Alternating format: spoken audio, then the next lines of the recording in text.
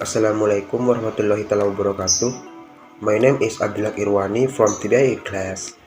Now I will review the material about the nature and function of language.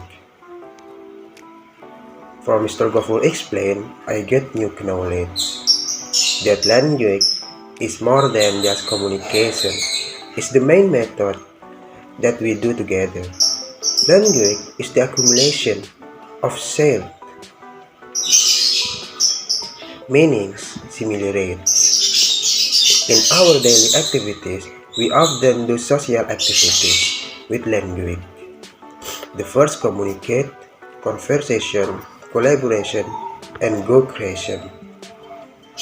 And that I know apart from that is the difference between teaching and learning.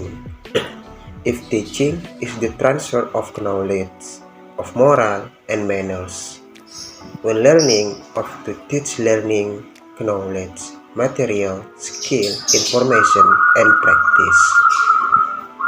Okay, now for me, Assalamualaikum warahmatullahi wabarakatuh.